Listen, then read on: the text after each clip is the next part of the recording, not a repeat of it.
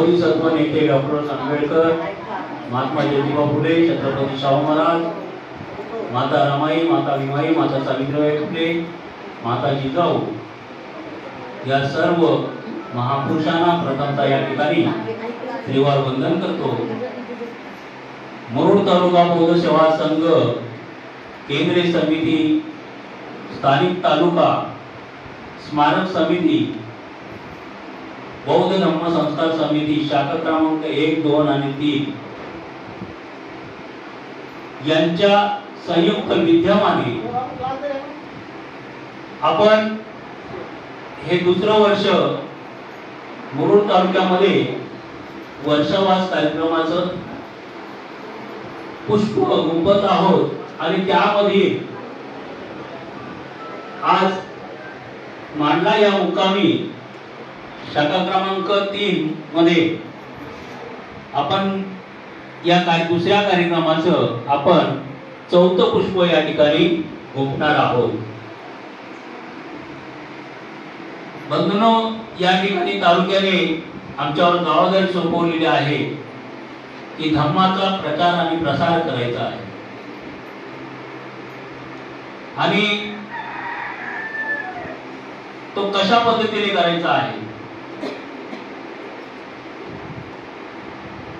सर्व केंद्रीय समितीचे पदाधिकारी, स्थानिक तालुक्याचे पदाधिकारी, स्मारक समितीचे पदाधिकारी, त्याचप्रमाणे सर्व गावचे पदाधिकारी, शाखा क्रमांक 1, 2, 3, त्याचप्रमाणे धम्म संस्कार समितीचे पदाधिकारी यांच्या वतीने ही जबाबदारी आमच्यावर टाकलेली आहे आणि म्हणूनच आपण हा दुसऱ्या वर्षाचा जो वर्षावासाचा कार्यक्रम करीत आहोत। बंधूंनो, फक्त वर्षावास करून आपल्याला चालणार नाही, तर धम्म जर का आपल्याला रुजवायचा असेल तर अनेक कार्यक्रम आपल्याला या ठिकाणी या तालुक्यात घ्यावे लागतील आणि त्या तालुक्यात घेत असताना आपलं सहकार्य मोलाचं आहे। आपण जर सहकार्य करणार नसाल तर ते कार्यक्रम घेऊन काहीच फायदा नाही, कारण परिवर्तन तुम्ही घडवायचं आहे, तुमच्यामध्ये घडवायचं आहे। कसा ते आम्ही सांगणार आहोत। आम्ही म्हणजे भगवंतांनी जी दिलेली वाणी आहे, जे दिलेले नियम आहे ते आपल्यापर्यंत पोहोचवण्याचा आम्ही प्रयत्न करणार आहोत। परंतु त्या प्रयत्नाला जर का आपण सगळ्यांनी अनुमती दिली, साधुत्व दिलं आणि ते स्वतःच्या मध्ये उतरवण्याचा प्रयत्न जर आपण केला तर ही धम्मसंस्कार समिती, बौद्ध धम्मसंस्कार समिती सफल झाली असं आम्हाला वाटेल। कारण या तालुक्यामध्ये ज्या पद्धतीने बौद्ध धर्माचा प्रचार आणि प्रसार व्हायला पाहिजे, तर मी म्हणेन ह्या मोड तालुक्यामध्येच नाही तर ग्रामीण भागामध्ये जे कोकण पट्टा आहे, कोकण पट्ट्यामध्ये ज्या पद्धतीने धर्माचा प्रचार आणि प्रसार व्हायला पाहिजे तो झालेला नाही आणि म्हणूनच आज आपण वाईट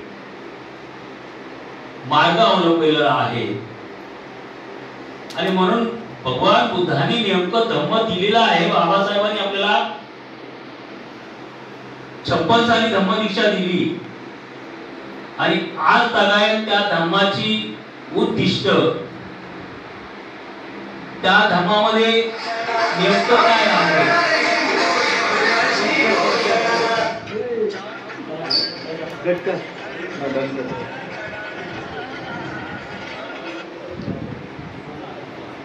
तर बंधूंनो, आज या ठिकाणी उपासक, उपासिका, बालबालिका उपस्थित आहेत। प्रथमतः या ठिकाणी मी आपणा सर्वांना जय भीम। आपण जय भीम बोललं तर आपल्या जय भीम बोलायला काही संकोच आहे का? पैसे द्यायला पडतात का? परंतु आपण, मी मगाशी बोललो जय भीम, आपण जय भीम बोलायला तयार नाही, आपण नमो बुद्धाय बोलायला तयार नाही। मी जय भीम बोललो तर काही लोक नमो बुद्धाय म्हणतात। मी मला आदराने मी जय भीम म्हणत आहे, जय भीम। नमो बुद्धाय. आता जय भीम आपण का केलं? तर मी बाबासाहेबांचा प्रचारक आहे, मी बाबासाहेबांचा उपासक आहे, बाबासाहेबांना मी मानतो आणि त्यांच्या नावाचा जो काही त्यांनी मिळवलेला ठेवा आहे तो आदराने इथे काय मैत्री विकसित झाली आहे की नाही. आपण जय भीम म्हणतो, द्वेषाने म्हणतो का? नाही म्हणत. आपण नमो बुद्धाय म्हणतो, द्वेषाने म्हणतो का? नाही म्हणत. का? ही मैत्री विकसित करण्याची आपली पद्धत आहे. पूर्वी काय म्हणत होते? राम राम म्हणत होते. म्हणतात काही लोक राम राम म्हणतात, काही लोक नमस्कार म्हणतात, आपण जय भीम म्हणतो, नमो बुद्धाय म्हणतो. तर अशा पद्धतीचं आपण आपल्यामध्ये जे काही उणिवा आहे त्या उणिवा आपण शोधल्या पाहिजे. धम्म हा अथांग सागरासारखा आहे आणि तो धम्म आपण आचरणात आणला तरच आपली पुढे प्रगती अधिक याच्यापेक्षाही प्रगती होऊ शकते. कुणाकडे जायची गरज नाही आपल्याला, एवढी धम्मामध्ये ताकद आहे. फक्त त्याच्यामध्ये डीप मध्ये आतमध्ये जाऊन डोकावलं पाहिजे नेमकं काय आहे आणि मला नेमकं काय घ्यायचं आहे. आणि ते जर का आपण घेतलं तर निश्चितच आपल्यामध्ये परिवर्तन झाल्याशिवाय राहणार नाही. आणि म्हणूनच मी प्रवचनकार नाही, मी एक या धम्माचा पाईक आहे. मला जे काही ज्ञान झालं ते मी आपल्या समोर ठेवणार आहे. आणि म्हणूनच आज आपण, तर मी आज ही शिकत आहे. धम्म मला पूर्णपणे आत्मसात झालेला नाही का तो त्रिपिटक जर का वाचायला गेलं तर माझं आयुष्य कच्ची पडेल, पूर्णपणे पडेल आणि तो पूर्णपणे मी आत्मसात केलेला नाही. आणि म्हणून मी काय आहे तर विद्यार्थी आहे. तर आपण आज प्रथमतः या ठिकाणी विषय पाहणार आहोत आर्य अष्टांगिक मार्ग. सर्वांनी या ठिकाणी हात जोडायचा आहे आणि आपण या ठिकाणी समर्पण घेणार आहोत. शांत चित्ताने आपण मला या धम्म प्रवचनामध्ये सर्वजण सहकार्य करा अशी अपेक्षा करतो. सुखो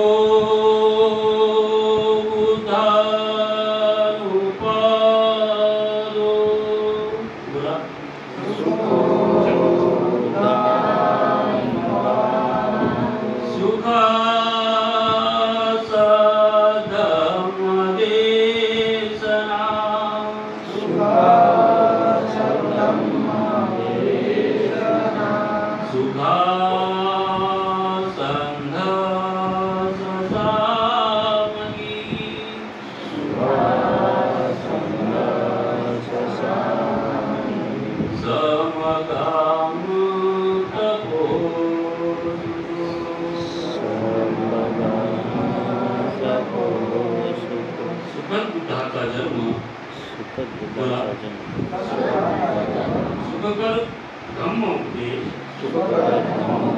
सुखकर संघ एकता, सुखद सम तपस्या,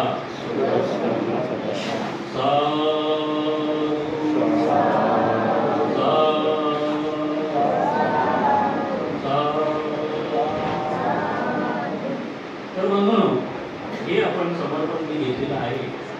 आपल्याला माहिती आहे का हे समर्पण कशामध्ये आहे? आणि आपण कधी वाचले समर्पण?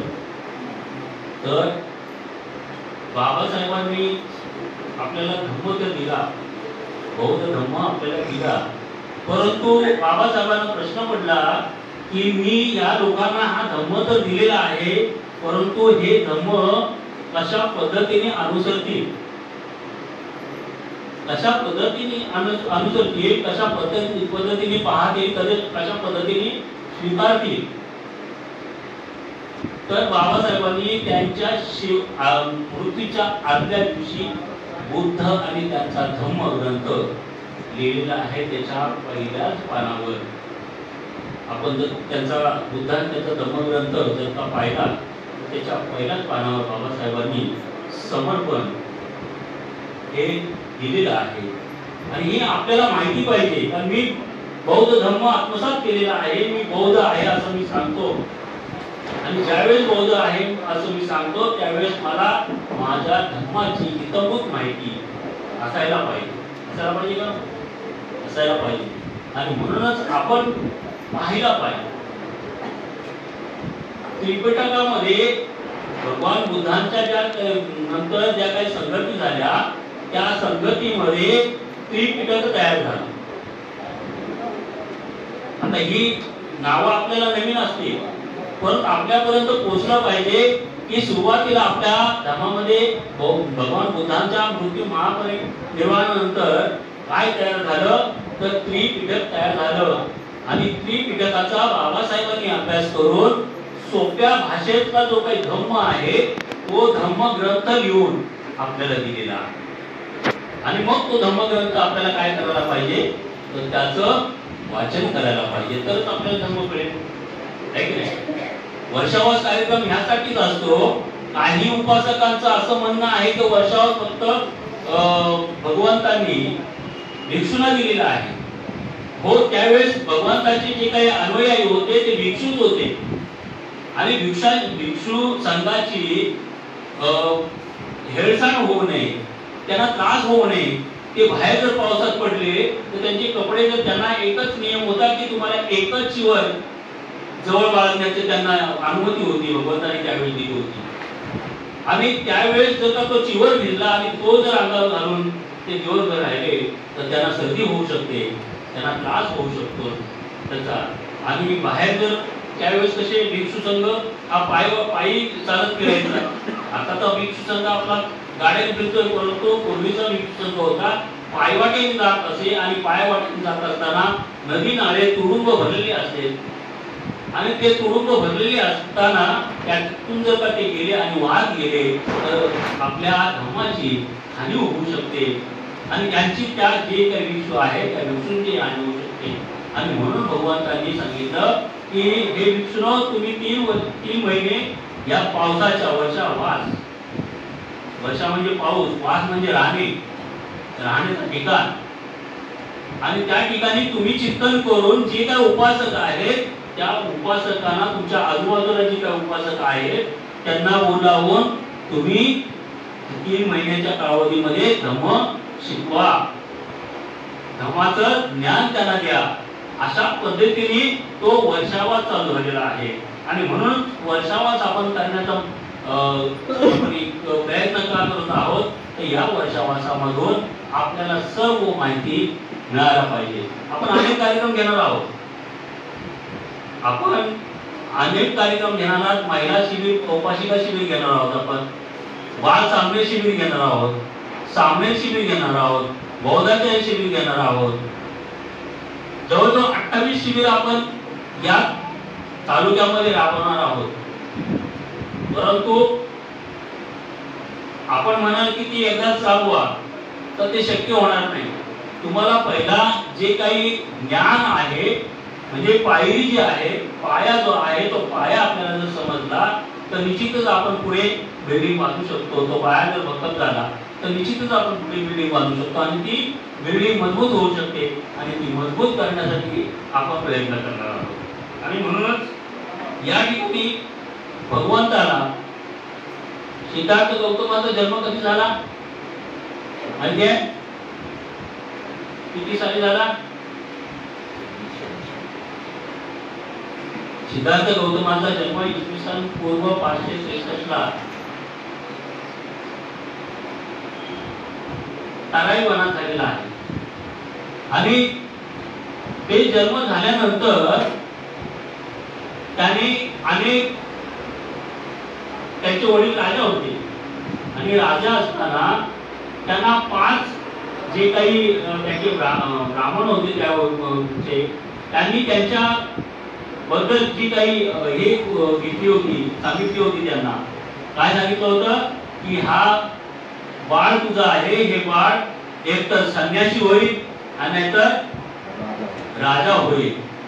आणि म्हणून त्या राजाला, शुद्धोधन राजाला काय झालं तर चिंता पडली, चिंता लागली की कसं होईल. परंतु अनेक ठिकाणी फिरत असताना त्या ठिकाणी त्यांच्या कोलीय आणि शाक्य या, जसं आता आपण मांडला आणि समजा आंबेडकर याच्यामध्ये जाणारी जी काही नदी आहे त्या नदीच्या पाण्याचा ते उपयोग करत असत. आणि त्या पाण्यावरून काय झालं तर त्याची भांडणं झाली, वाद झाली. आणि त्याला भगवंतांनी, सिद्धार्थ गौतमांनी काय केला, विरोध केला की तुम्ही भांडू नका, समोपचाराने काय करा तर मार्ग काढूया आपण. परंतु अहंकारी जी काही लोक असतात की तो मार्ग काढत नसतात आणि मग त्याला जी काही सजा होते त्या सजेनुसार त्याचं पूर्ण कुटुंब त्यांनी गाव सोडायचा असतो. परंतु सिद्धार्थ गौतम म्हणले ही चुकी मी केलेली आहे. काय केलेली आहे? ही चुकी मी केलेली आहे, याचं प्रायश्चित मला व्हायला पाहिजे आणि म्हणून मी गाव सोडणार आहे.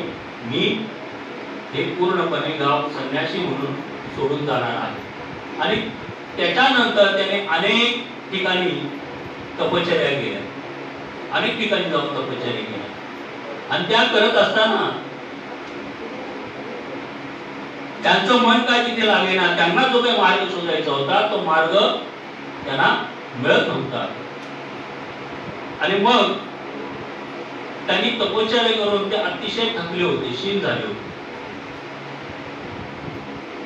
आणि ते क्षीण झाले असताना एका जंगलामध्ये ते बसलेले असतात, शाळ वृक्षाच्या झाडाखाली ते बसलेले असतात. आणि तेव्हा एक सुजाता नावाची दासी असते, राणी असते, तिला मुलबाळ होत नसतं. आणि म्हणून ती जी दासी असते ती पूर्णा तिला सांगते की आपण अरण्यामध्ये जाऊन वनदेवतेला प्रसन्न करू आणि मला मूळ व्हावं असं ती इच्छा बाळगते. आणि तसं येऊन ती त्या ठिकाणी नवस बोलते. पूर्वी म्हणजे आताही तशी प्रथा आहे, आपण करत नाही, आपण ते नवस दिवस हा प्रकार आपल्यामध्ये नाही. पण आताही ती प्रथा आहे की नवस बोलायचं म्हणून. आणि ती नवस बोलली असताना त्या ठिकाणी तिला नवस बोलल्यानंतर तिला दिवस जातात आणि दिवस गेल्यानंतर तिला पुत्ररत्नाचा लाभ होतो.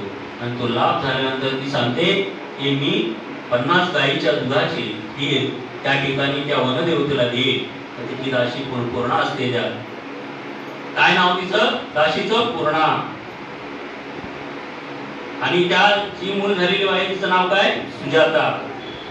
आपण हे लक्षात ठेवलं पाहिजे कारण ह्या गोष्टी जे काय आहे ते आपल्या धर्माची संघटित आहे. आणि त्या जर का आपण घेतल्या नाही आणि त्या जर का आपल्याला लक्षात राहिल्या नाही, एखाद्याने प्रश्न केला आपल्याला तर त्याचं आपल्याला उत्तर देता यायला पाहिजे. आणि म्हणूनच मग त्या ठिकाणी तिला सांगते तिथं जाऊन साफसफाई कर आणि मग मी ती खीर घेऊन येते, आपण तिथं वनदेवतेला खीरदान करू. अशा तऱ्हेने ती पूर्ण त्या ठिकाणी येते. तर अक्षरशः भगवंत म्हणण्यापेक्षा सिद्धार्थ गौतम त्या ठिकाणी बसलेले असतात आणि व्याकुळ अवस्थेत बसलेले असतात. ती पूर्ण त्या ठिकाणी येऊन पाहते तर काय साक्षात वनदेवता प्रसन्न झालेली आहे. तिला काय वाटतं की खरोखरच हिचं नवस घेण्यासाठी वनदेवता प्रसन्न झालेली आहे. आणि म्हणून मग ती आनंदित होऊन जाते त्या राणीला सांगते की हे राणी तुझं नवस पेळून घेण्यासाठी साक्षात वनदेवता प्रसन्न झालेली आहे आणि वनदेवता तिथं आलेली आहे. आणि मग ती त्या सुजाता त्या ठिकाणी येते. आणि सुजाता आल्यानंतर पाहते तर काय खरोखरच वनदेवता त्या ठिकाणी म्हणजे भगवान बुद्ध तिथं बसलेले असतात. परंतु माणसाची मनं कशी असतात पहा. म्हणजे तिने एका झाडाला तिने सांगितलं होतं की बाबा मला जर पुत्ररत्नाचा लाभ झाला तर मी केदार करे. आणि साक्षात भगवंत तिथं सिद्धार्थ गौतम तिथे येऊन बसलेले असतात. पण हिला असं वाटलं की माझं जे नवस मिळवून घेण्यासाठी साक्षात दैवत तिथे आलेले आहे, वनदेवता तिथे आलेली आहे. म्हणजे हे काय झालं, तुमच्या मनाची समज झाली की नाही? तिला पुत्ररत्न कसं झाला की तिथं तिने नवस केला, तिची मानसिकता ठाम बनली गेली, तिचा निश्चय ठाम झाला. आणि निश्चय ठाम झाल्यानंतर शारीरिक जी ज्या काही जडणघडण आहे त्या शारीरिक जडणघडण जे आहे त्या व्यवस्थित झाल्या. आणि नंतर तिला पुत्ररत्नाचा लाभ झाला. कारण तिने काय केलं तर निश्चय ठाम केला की नाही, आता मी वनदेवतेला प्रसन्न केलेलं आहे आणि मी त्याला नवस बोललेलं आहे, मला पुत्ररत्न होणारच. आणि म्हणूनच इच्छाशक्ती महत्वाची आहे, मन महत्वाचं आहे तुमचं. तो मन जर काही तुमच्या संगत असेल तो तुम्ही कुठलीही गोष्ट साध्य करू शकता. आणि म्हणून आपण लक्षात ठेवायचं की ते खरं आहे का ते खोटं आहे, पण तिची इच्छाशक्ती तिथे लागली आहे. लक्षात आलं का? तिची इच्छाशक्ती लागली आहे आणि म्हणूनच तिला तो पुत्ररत्नाचा लाभ झालेला आहे. तर त्या ठिकाणी ती येऊन पाहते तर सिद्धार्थ गौतम बसलेले असतात. आणि मग सिद्धार्थ गौतम काय करतात, ती सिद्धार्थ गौतमाला विनवते. काय विनवते? एक तरी घास घ्या घ्याओ भगवंता, एक तरी घास घ्या घ्याओ भगवंता. खीरगार झाली बोलली सुजाता, खीरगार झाली बोलली सुजाता. एक तरी घास घ्या घ्याओ भगवंता. ती विरू लागली. परंतु भगवंताला सिद्धार्थ गौतमाला काय झालं की मी एवढ्या वर्ष तपश्चर्या केलेली आहे आणि जर काही या महिलेच्या हातून मी जर काही बलिदान केलं, खाल्लं, अन्नप्राशन केलं तर माझी तपश्चर्या भंग होईल. परंतु सिद्धार्थला हे माहित होतं की मी आता मरणाच्या दारी टेकलेला आहे आणि मला अन्नाची गरज आहे. मग मी एवढं सगळं करून फायदा काय, जर का मला मानव कल्याणाचा मार्ग जर सापडला नाही आणि त्याच्या अगोदर मला मृत्यू जर आला तर माझा फायदा काय? एवढं सगळं कष्ट घेऊन मला काय मिळणार आहे का? काही उपयोग होणार नाही. आणि म्हणून सिद्धार्थ गौतम त्या सिद्धार्थी स्वीकार आणि स्वीकारल्यानंतर त्यांच्या बरोबर जे काही भिक्षू असतात तर ते म्हणतात की आता हा सिद्धार्थ गौतम काही आरंभ होत नाही, याला कुठलंही ज्ञान प्राप्त होणार नाही. आणि म्हणून ते त्यावेळेस त्यांची संगत सोडून जातात. आणि मग सिद्धार्थ गौतम त्या ठिकाणी निरंजनाच्या नदी, मी नाव सांगतो तुम्हाला, ही नावं लक्षात ठेवा. निरंजना नदी असते, त्या निरंजनाच्या नदीची काठी येतात, आंघोळ वगैरे करतात आणि मग तिथे बसून ते खीर प्राशन करतात. आणि म्हणून निरंजनेच्या तीरी बुद्ध तपश्चर्या करी हो, निरंजनेच्या तीरी बुद्ध तपश्चर्या करी, त्या बुद्धाच्या मनावरी मार सेना तिवार करी, मार सेना तिवार करी. त्याच्या मनात चळवळीच्या झाली काही अन्न प्राशन करू का नको मी, आणि केलं तर माझं, जर नाही केलं तर माझा मृत्यू आहे. आणि मग तिथे ते ठाम मनाचे ठाम होतात आणि ते म्हणतात नाही, हे अन्न मी प्राशन केलंच पाहिजे आणि हे केलं तरच मी जगणार आहे. आणि म्हणून ते त्या ठिकाणी ते हे प्राशन करतात. आणि प्राशन केल्यानंतर त्यांच्या मनात येतो की हे ताट आहे, सोन्याचं ताट आहे, हे मी प्रवाहाविरुद्ध फेकून देईन, या नदी पात्रात मी फेकून देईन. आणि नदी पात्रात फेकल्यानंतर ते प्रवाहाच्या विरुद्ध जर गेलं तर मला निश्चितच ज्ञान प्राप्ती होईल, आणि प्रवाहाच्या बरोबर जर गेलं तर मला ज्ञान प्राप्ती होणार नाही. आणि मग तो जे ताट होतं ते त्यांनी फेकून दिलं. ऊन होतं, त्या उन्हाच्या याने ते ताट चाकलं आणि चटकल्यानंतर त्या नदी पात्रामध्ये सर्प होता. त्याला असं वाटलं काहीतरी खाद्य आहे आणि त्याने जे काही सर्प असतात तर ते प्रहाबरोबर जात नाही, प्रहाच्या विरुद्ध जातात आणि ते ताट घेऊन ते प्रहाच्या विरुद्ध जातात आणि तिथं भगवान बुद्धाला समजतं सिद्धार्थ गौतमाला की नाही, आता मला ज्ञान प्राप्ती होणारच. भगवान बुद्धांना असं वाटलं की मानव मुक्तीचा, मानव कल्याणाचा मार्ग मला सापडणारच आणि म्हणून त्यांनी त्या ठिकाणी त्या पिंपळाच्या वृक्षाखाली ध्यान साधना सुरू केली आणि त्यांना पहिल्या वेळी काय मिळालं तर 4 आर्य सत्याचं ज्ञान प्राप्त झालं.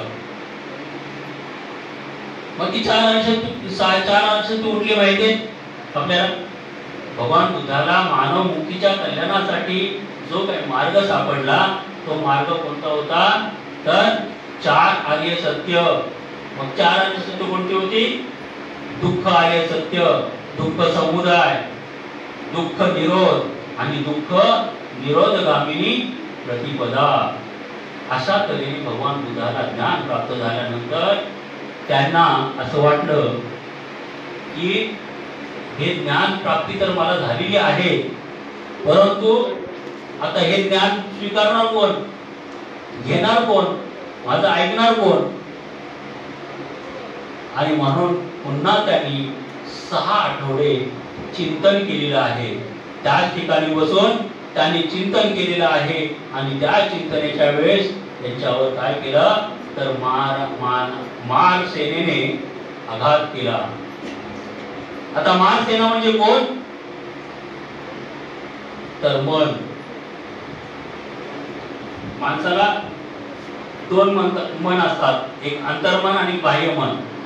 त्यांचं मन सांगू लागलं, ज्यावेळेस ते तपश्चर्याला बसले त्यावेळेस एक मन सांगतोय अरे बाबा कशासाठी हे करतो, तुझ्याकडे एवढं गडगंज आहे, तुझ्याकडं 3-3, 4-4 महाल आहेत, सगळं नोकर चाकर सगळं आहे आणि तू कशासाठी करतो, हे का करतो, काय तुला त्याच्यातून साध्य होणार आहे, तुला काय मिळणार आहे?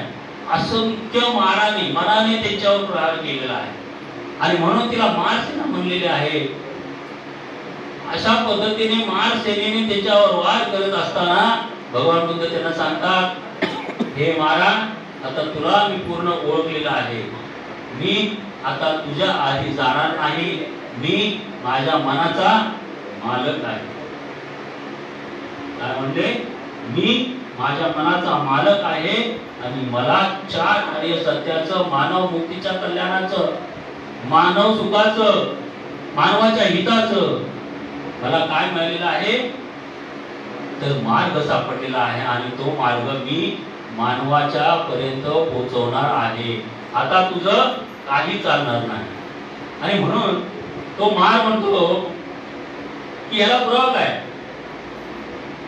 तो म्हणतो की जर का तुला ज्ञान प्राप्ती झालेली आहे तर याला पुरावा काय तर भगवंत सांगतात की याला पुरावा ही धरती आहे आणि हे भवचक्र आहे.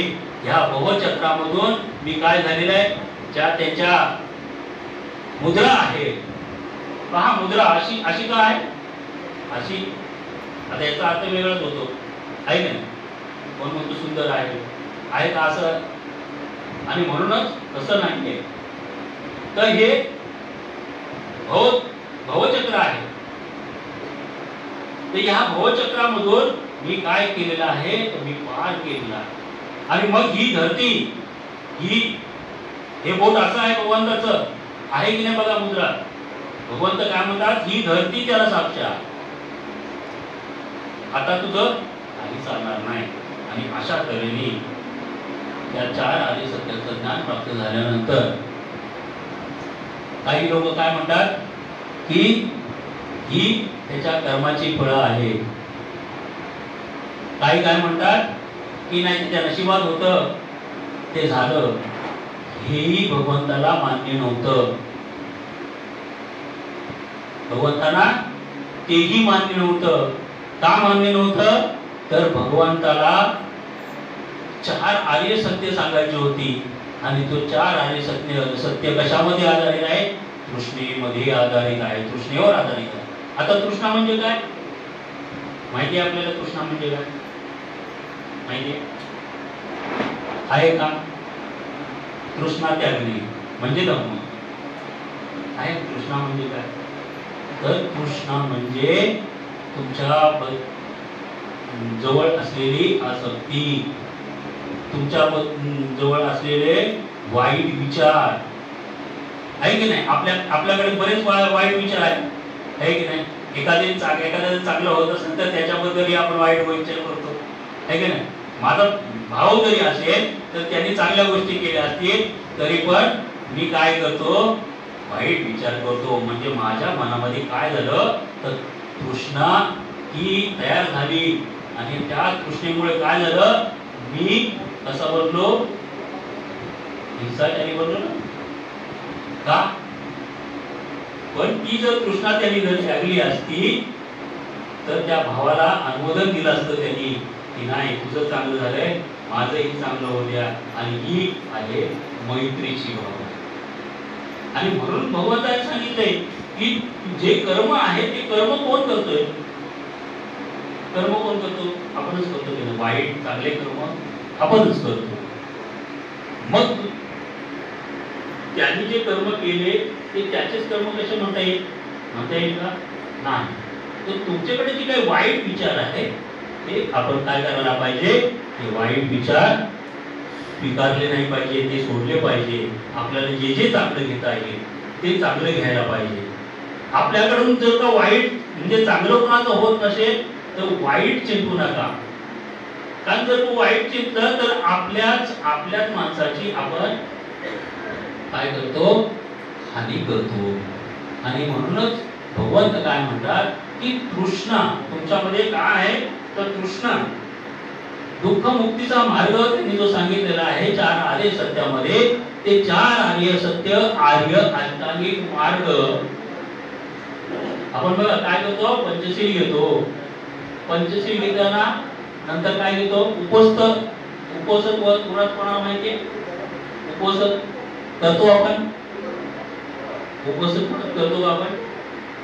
नाही करत. आपण उपवास करतो आहे ना? मग उपवास एकादशी आणि काय तर दुप्पट खाशी. आणि मग उपवास व्रत काय असतं तर तो सकाळी 5 वाजता उठून अंघोळ करून ध्यान साधनेला बसणं. ध्यान साधना कशासाठी? भगवंतांनी सांगितलेली आहे की तुमच्या चित्ताची शुद्धी करणं. चित्ताची शुद्धी म्हणजे काय? चित्त म्हणजे काय? मन. मन जर काय एकाग्रता करायचं असेल तर तुम्हाला काय करावं लागेल? ध्यान साधना करावं लागेल. आणि ध्यान साधना जर आपण केली तर निश्चितच आपल्यामध्ये ऊर्जा निर्माण होऊ शकतो. चांगले विचार, चांगले आचार हे निर्माण करू शकतो आपण. दुसऱ्याबद्दल आदर, दुसऱ्याबद्दल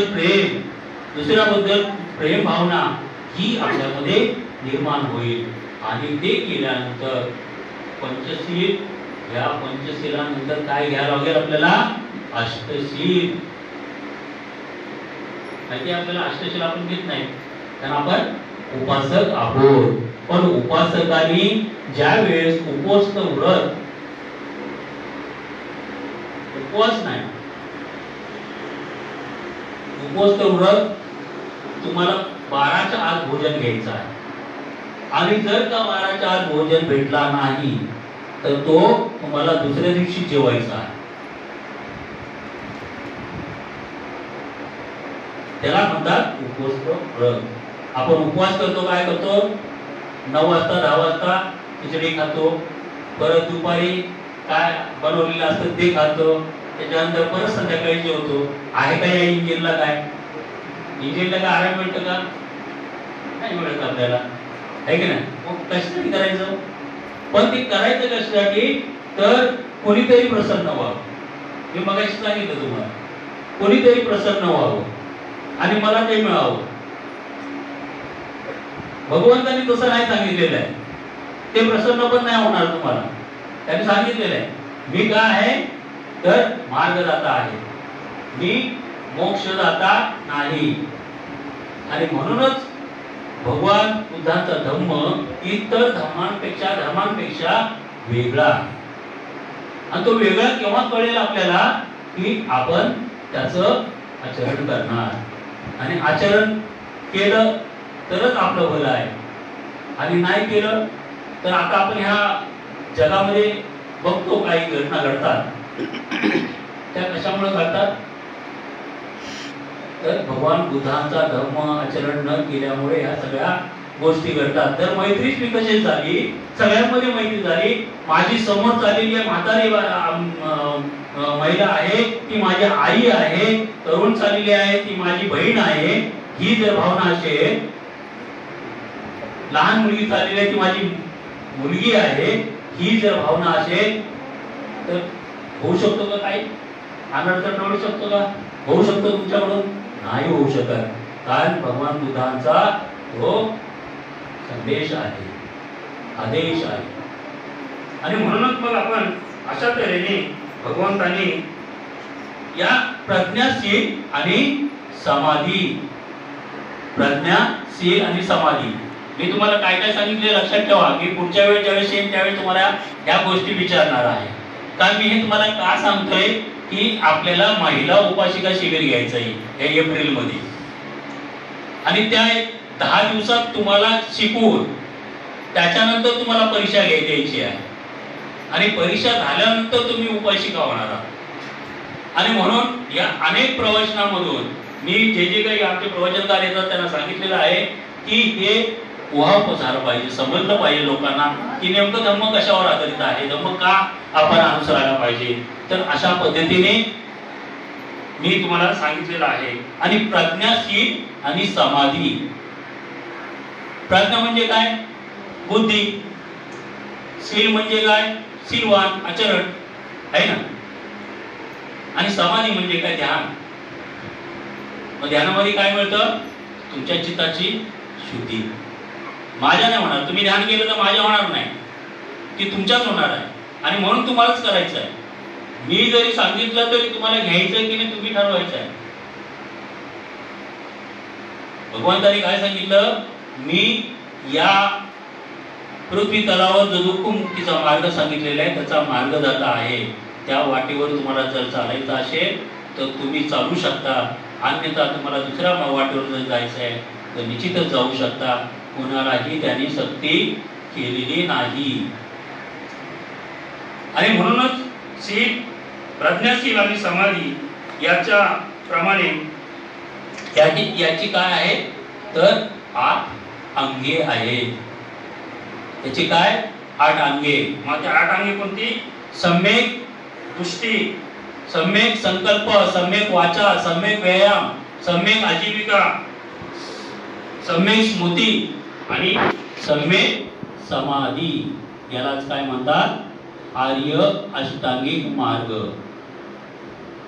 अशा पद्धतीने भगवंतांनी आर्य अष्टांगिक मार्ग आपल्याला सांगितलेला आहे. आणि आर्य अष्टांगिक मार्ग पाहत असताना प्रथमतः आपण प्रज्ञा म्हणजे काय? ज्ञान. मग ही कशामध्ये? 2 याच्यामध्ये विभागलेली आहे, सम्यक दृष्टी आणि सम्यक संकल्प. प्रज्ञा कशामध्ये विभागली आहे? सम्यक दृष्टी आणि सम्यक संकल्प. त्यानंतर शील सदाचार. शील सदाचार मध्ये काय? सम्यक वाचा, सम्यक कर्मान आणि सम्यक आजीविका. ही त्या 3 याच्यामध्ये त्या विभागलेल्या आहेत. आणि समाधी चिंतन.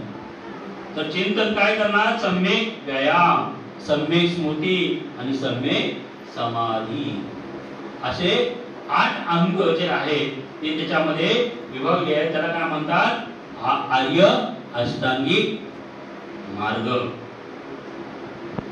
त्याच्यामध्ये 10 पारिमिता आहेत, पण 10 पारिमिता हा विषय वेगळा आहे. तो मला वाटतं आपल्या तेलवडला तो विषय आहे. आपण प्रत्येक तालुक्यामध्ये, आपला हा तालुका आहे, याच्यामध्ये आपण ज्या ज्या ठिकाणी प्रवचन होतात त्या ठिकाणी जायला पाहिजे. म्हणून वेळ काढा. बघा, आपल्या जीवनाचा उत्कर्ष जर करायचा असेल तर आपल्याला वेळ काढावा लागेल. विद्यार्थी शाळेत गेला तो शिकलाच नाही, शाळेत गेलाच नाही, त्यांनी वेळ काढलाच नाही, तो पुढे उच्च शिक्षित होऊ शकतो का? होऊ शकत नाही. तो चांगला मार्गाला लागू शकतो का? लागू शकत नाही. चांगली नोकरी मिळू शकत नाही त्याला. मग तो काय करेल? तो शाळेत गेल्यानंतर काय होईल? अनपढ होईल, त्याला वाचता लिहिता येणार नाही आणि मग इतरांवर तो अवलंबून राहू शकतो. आणि म्हणून आपण ज्या ज्या शाखा क्रमांक 1 मध्ये असू द्या, 2 मध्ये असू द्या, जिथे जिथे कार्यक्रम आहे तिथे चांगले विषय आहेत आणि त्या चांगल्या विषयाचा लाभ आपण घ्या. कारण धम्म वाचून जर तुम्हाला होत नसेल, तर तुम्ही जर का हा मुद्दा आणि त्याचा धम्म जर ग्रंथ वाचला तर तुम्हाला पहिल्यांदा तर काहीच कळणार नाही, दुसऱ्यांदा थोडंसं तरी कळेल, पण तिसऱ्यांदा थोडं कळेल. मी हा ग्रंथ जवळजवळ 10 वेळा वाचला आणि तो 10 वेळा अशा पद्धतीने वाचला की मला नेरूळमध्ये बुद्धविहार आहे, चैत्यगिरी बुद्धविहार, त्या बुद्धविहारामध्ये वर्षावासाला आम्ही तो ग्रंथ लावायचो आणि मग तो ग्रंथ लावून त्या ग्रंथाचं वाचन करून त्याचं विश्लेषण केलं जायचं त्यावेळेस. आणि म्हणूनच धम्माचा जो अभ्यास झाला, मी 2003 ला सामनेर झालो, बौद्धाचार्य झालो, परंतु शून्य होतो. ज्यावेळेस सामनेर बौद्धाचार्य व्हायला गेलो, ते माझे गुरु डॉक्टर होते सायन हॉस्पिटलमध्ये. ते म्हणले, सोरे तुम्ही यायला पाहिजे, तुम्ही सामनेर आणि बौद्धाचार्य व्हा. म्हणलं सर, पंचशिलेचा इथं पत्ता नाही, पंचशिला बोलता येत नाही. तर म्हणले एवढी सगळी आता कधी पाठवायची? अजिबात होणार नाही, ह्या मार्गाला नेऊ नका, आपलं राजकारण बरं आहे. त्यावेळेस मी आठवले साहेबांच्या पक्षामध्ये काम करत होतो नेरूळमध्ये. म्हणले हेच बरं आहे, परंतु ते म्हणले नाही, तुम्ही मार्ग चुकता. आणि त्यांनी तिथे जे काही पैसे फी भरायची होती त्यांनी स्वतः भरली आणि आम्हाला दोन बंधूंना त्या ठिकाणी बसवलं. सुरुवातीचा अशी परिस्थिती होती माझी की मला भूक सहन होत होती, पण पहिला दिवस गेला कसं तरी, दुसरा दिवस गेला, तिसऱ्या दिवस झाला, शांत झालो आणि त्याच्यात जो काही मग्न झालो, तर त्याच्यातून जे काही 10 दिवसामधून 10 रात्री 10 दिवसामधून जे काही आत्मसात केलं धम्माला, चिवर घालून भगवान बुद्धांचं चिवर अंगावर आल्यानंतर बरोबरच ती ताकद आपण ज्यावेळेस सामनेर व्हाल त्यावेळेस आपल्याला कळेल, एकदा तरी आयुष्यात आपल्याला मृत्यू यायच्या अगोदर एकदा तरी हे चिवर परिधान करायला पाहिजे. आपण निश्चितच करायला पाहिजे. ताकद आहे त्याच्यामध्ये. ताकद म्हणजे तरवारीवर काही नाही त्याच्यामध्ये, पण ते अंगावर आल्यानंतर तुमच्यामध्ये जी काही शिस्त येते. आज आम्ही मार्गाला जात नाही, का जात नाही की आम्हाला लगेच आठवण होते, तुम्ही हे केलेलं आहे, तुम्हाला त्या मार्गाला जाता येणार नाही. आलं का लक्षात? आणि त्याच्यामुळे प्रथमतः घरात येऊन सांगितलं धम्म. कारण घरात सुधारलं नाही तर धम्म इतरांना सांगून फायदा काय? आणि म्हणून घरात स्वतः वंदना घेतली, स्वतः बुद्धांनी त्यांचा धम्मग्रंथ पठण केला. मी ज्या ज्या वेळी जिथे जिथे जाऊन प्रवचन करत असे त्या त्यावेळी घरात येऊन सांगत असे. आज माझी मुलं, माझा मुलगा राजरत्न आहे, तो मला 16ला हार्ट अटॅकचा प्रॉब्लेम झाला, 4 माझ्या अँजिओप्लास्टिक झालेल्या आहेत आणि त्याच्यानंतर मला उपवास व्रत करता आलं नाही, कारण मला गोळ्या घ्यायच्या होत्या. मग त्यांनी 16 पासून त्यांनी स्वतः ते व्रत चालू केलं आणि आजही तो करत आहे. त्याच पद्धतीने जे मी करत होतो तशाच पद्धतीने तो करत आहे. म्हणजे ही झाली सांगण्याचं तात्पर्य काय, तर आपण जसं पेरू तसं उगवणार आहे. हे कुणाची जबाबदारी आहे? आई बापाची जबाबदारी आहे. आई बापाची जबाबदारी नव्हे तर त्या मुलांची जबाबदारी आहे. आणि हे चांगलं आपल्याला मिळतंय, वाईट काही आहे याच्यातून आपला नुकसान काही नाही होणार, कोणाला पैसे द्यायचे नाही, काही नाही. भगवंतांनी आम्हाला दिलेलं आहे, ते भगवंतांनी दिलेलं आम्हाला घ्यायचं आहे. आणि अशा तऱ्हेने आपल्याला भगवंतांनी हा आर्य अष्टांगिक मार्ग सांगितलेला आहे. त्याच्यामधला पहिला आपण बघू काय, तर सम्यक दृष्टी. सम्यक दृष्टी म्हणजे काय? डोळे. सम्यक म्हणजे काय? सम्यक म्हणजे काय? सम्यक म्हणजे चांगले. मग माझी दृष्टी आहे, माझ्या दृष्टीने मी काय बघायला पाहिजे? चांगलं बघायला पाहिजे. आहे की नाही?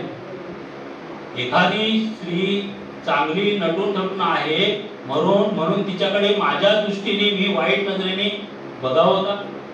नाही. कारण तिचं सौंदर्य आहे, ते सौंदर्य तिच्यावर कुठून दिसतंय, पण मी कसं बघायला पाहिजे? नाही, माझी बहीण छान दिसते. मग माझ्या मनामध्ये कुठल्या शंका कुशंका येऊ शकतात का? बिलकुल येणार नाही. येतील. आज जे आपण पाहतो अराजकता आहे, हे कशामुळे आहे? तर देवांमुळे आहे. वाम मार्ग जे आहे ते वाम मार्ग पसरवलेला आहे आणि जे बुवा झालेले आहेत यांच्यामुळे झालेला आहे. कारण धर्म सांगतो मानवता नष्ट करण्याचा धर्म सांगतो नाही सांगतो ना धर्म. मग ह्या गोष्टी करायला तुम्ही ज्या वेळेस अनेक प्रवचन घेता, अनेक मठामध्ये बोलवता लोकांना, मग त्यांना काही सांगता तुम्ही की एखाद्या लहान मुलीला तुम्ही छेडा, तिची छेडछाड करा, किंवा एखाद्याने चांगली गोष्ट केली तिच्यावर काहीतरी शितोडे उडवा, असं आपल्याला सांगितलेलं आहे का? नाही सांगितलेलं आहे. मग आम्ही काय करायला पाहिजे? आपली दृष्टी कसली पाहिजे? तर दृष्टी चांगली पाहिजे. आणि ती चांगली केव्हा होणार आहे? तर भगवान बुद्धांचा धम्म आचरण केला तरच होऊ शकतो. हे भगवंतांनी सांगितलेलं आहे. मी माझ्या मनाचं काही सांगत नाही. भगवंतांनी आर्य अष्टांगिक मार्ग सांगितलेला आहे, त्याच्यावर आरूढ होऊन हा मार्ग जो आहे, हा मार्ग मानवाच्या कल्याणाचा, सुखाचा आणि जीवन मुक्तीचा मार्ग आहे. आर्य अष्टांगिक मार्ग या 8 अंगामध्ये भगवंतांनी आपल्या पूर्ण आयुष्याशी निगडीत सगळ्या गोष्टी सांगितलेल्या आहेत. आणि म्हणून सम्यक दृष्टी म्हणजे काय? दुराचार समजणे, हे की नाही? म्हणजे जे चांगलं नाही ते चांगलं नाही, मला ते चांगलं बघायचंच नाही. चांगलं जे आहे ते चांगलं बघायला पाहिजे, वाईट जे आहे ते वाईट मी बघणार नाही आणि माझ्या मनात किंतु परंतु येणार नाही. आणि म्हणूनच प्रत्येक मानवाने जर हा विचार केला की आम्ही जे आहोत ते सर्व मैत्रीमध्ये विकसित झालेलो आहोत. आमच्यामध्ये काय आहे? तर मैत्री आहे. मग आमच्यामध्ये भांडणं होतील का? आपण शेजारी जरी असलो तरी शेजारी भांडतो, है की नाही? का भांडतो?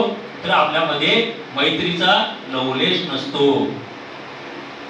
एखाद्या शेजाऱ्याने चांगली साडी घेतली तरी तिला दुःख होतोय, हे काय आहे? पैसे म्हणून आपले, है की नाही?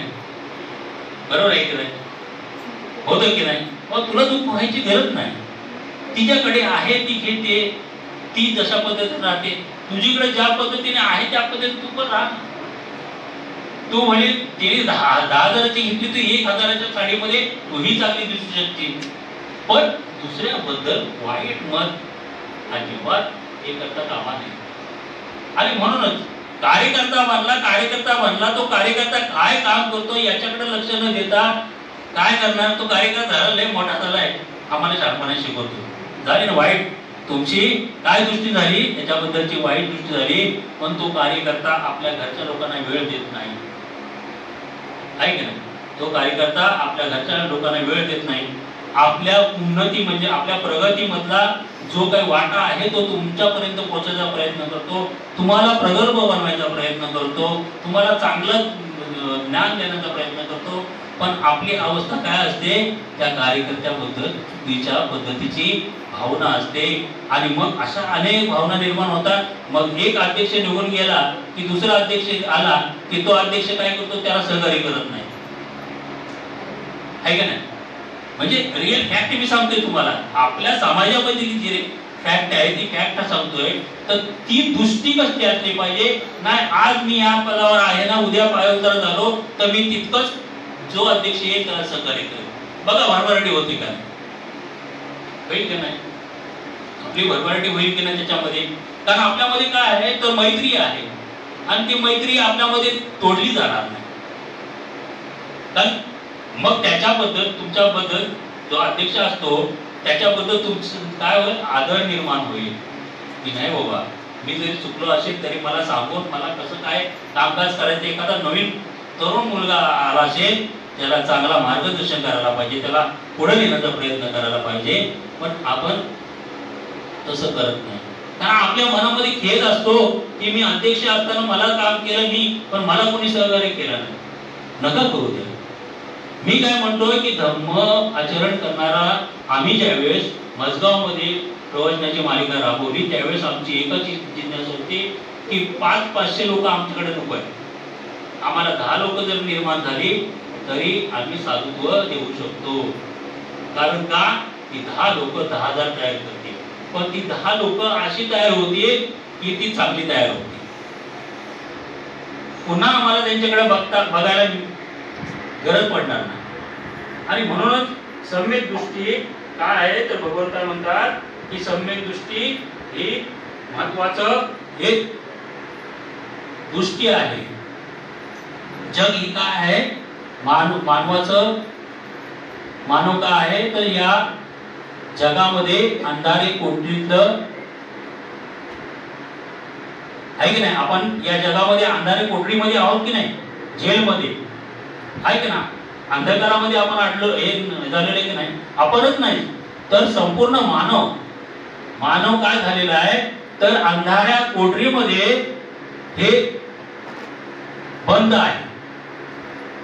आणि मग ती बंद असताना तो कशा पद्धतीने त्याला बाहेर काढता येईल तर त्यासाठी काय पाहिजे, तुमच्याकडे सम्यक दृष्टी पाहिजे, चांगली दृष्टी पाहिजे. सम्यक तुमच्यामध्ये काय पाहिजे की मैत्री पाहिजे.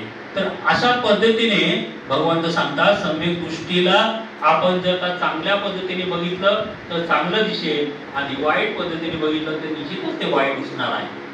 आणि म्हणूनच आपण एक निश्चय करायचं की आपल्याला नेमकं काय करायचं आहे, धम्म आचरण करायचं आहे की धर्म आचरण करायचं.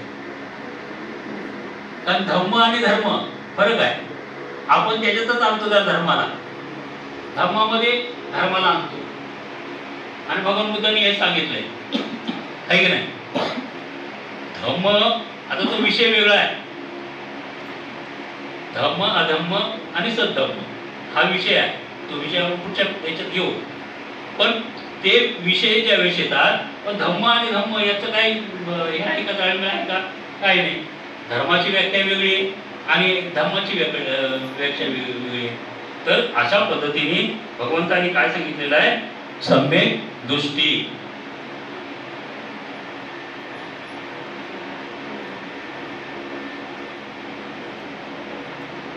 आता काय दुसरं काय आहे तर सम्यक संकल्प.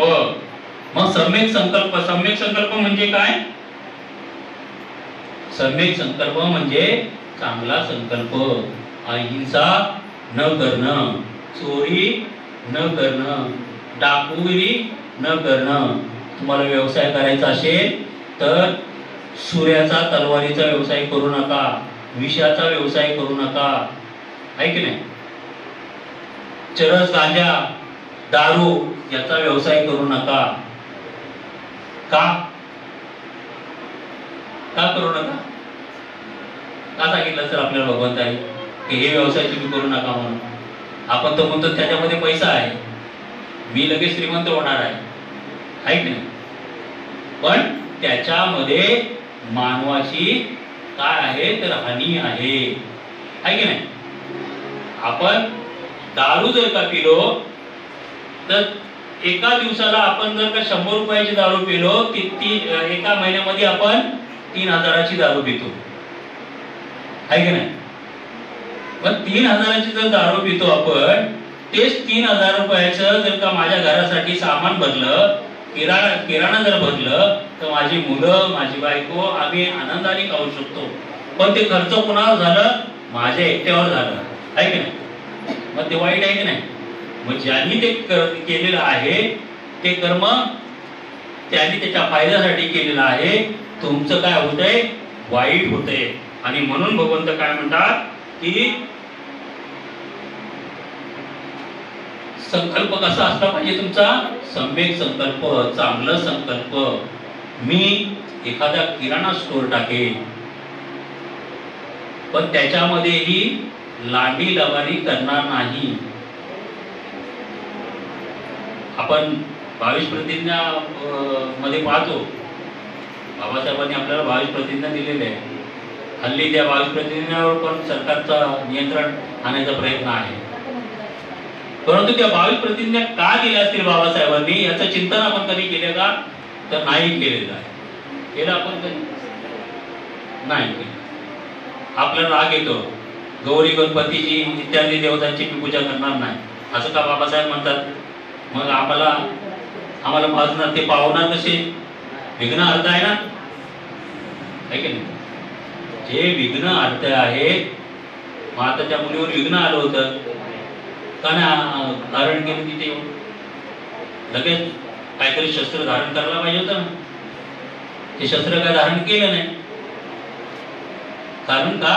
ते गोष्ट अस्तित्वात नाही, या जगामध्ये नाही, काल्पनिक गोष्ट आहे. जे आर्य आणि अनार्य या भारतामध्ये आले त्यांनी हा बौद्ध धर्माचा ऱ्हास केलेला आहे. भगवान बुद्धांच्या काळामध्ये बौद्ध धर्म ह्या भारतामध्ये हा राष्ट्र पूर्णपणे बौद्धमय राष्ट्र आहे. हा राष्ट्र जो आहे हा भारत देश आहे, बुद्धांचा भारत देश आहे. माहिती आहे आपल्याला?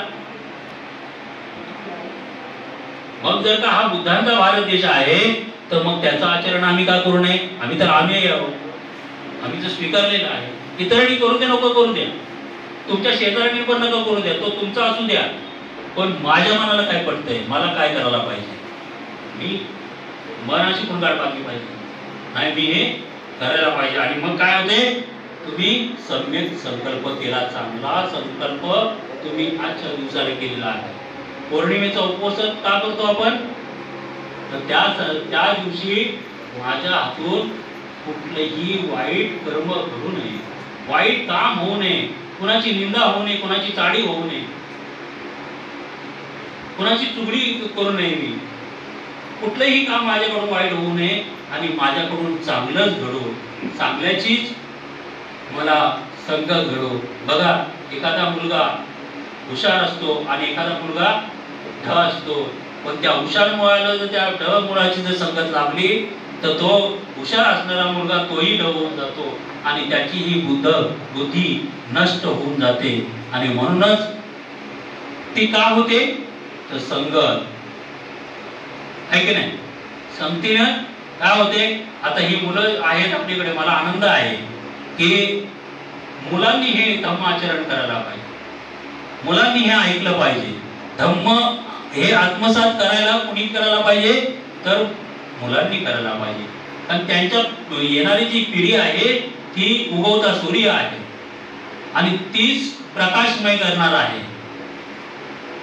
आणि माझं तर मत आहे की प्रत्येक शाळेमध्ये होणार नाही ते, कारण का मनुवाद्यांच्या शाळा आहेत सगळ्या, आमच्या शाळा नाही.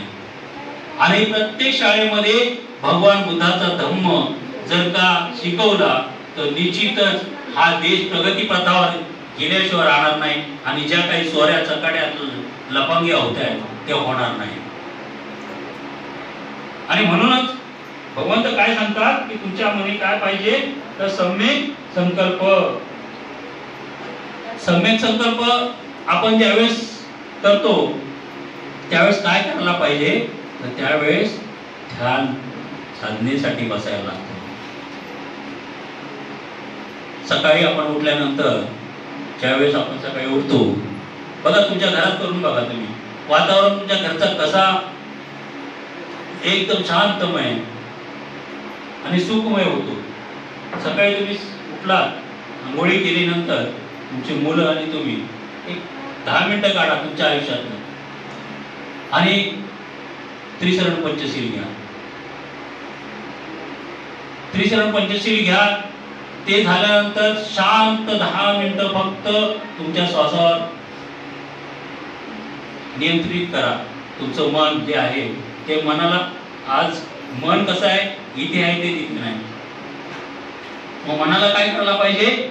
आवर घालायला पाहिजे. मनाला आवर कधी घालणार? तो तुमच्या ताब्यात असेल तर, आहे की नाही? वाईट मार्गाला का लागतात मुलं? तर त्याचं मन त्याच्या ताब्यात नसतो. त्याचं मन कुठं असतं की तो त्याचा चालक असतो मन. आणि तो जिथं सांगतो तिथं बघा, तुम्ही एखादी गोष्ट चांगली गोष्ट जर करायची ठरवली तर काय होते, तो म्हणतो नको करू, कशाला करतो एवढे. आता एखादा घरच घ्यायचा तुम्ही प्रयत्न केला तर तो काय म्हणतो, अरे एवढं कर्ज होईल, तू कधी फेडणार, काय करणार आणि कशासाठी हे करतो तू. पण एखादा मर्डर करायचं, खून करायचं झालं किंवा चोरी करायची झाली तर नाही कर, लगेच अनुमती मिळते. मग ती अनुमती काय मिळते तर आपण आपल्या मनाचे आपण चालक नसतो. आपण मालक व्हायला पाहिजे त्याचा, तो चालक नाही व्हायला पाहिजे. आपण मालक व्हायला पाहिजे. कंट्रोल, जसं आपण घोड्याची लगाम कशी आपल्या हातात असते, तर तो उधळू नये म्हणून असते ना, आहे की नाही. त्याची लगाम, मनाची लगाम, आत्मा वित्मा हा प्रकार अजिबात नाही. भगवान बुद्धाने काय केलेलं आहे तर आत्मा नाकारलेला आहे. तर अशा तऱ्हेने भगवान बुद्धांनी काय सांगितलेलं आहे, सम्यक संकल्प करा. मग तुम्ही करणार की नाही. आजच्या या कार्यक्रमाच्या दिवशी तुम्हाला चांगल्या गोष्टी ऐकायला मिळालेल्या आहेत, तर तुम्ही आजच्या दिवसापासून सम्यक संकल्पाची सुरुवात करा. तर अशा तऱ्हेने त्याच्यामधला एक सम्यक संकल्प आपण पाहिलेला आहे. त्याच्यानंतर पुढचा आहे 3 नंबरचा सम्यक वाचा. आता हे तर महत्वाचंच आहे की नाही.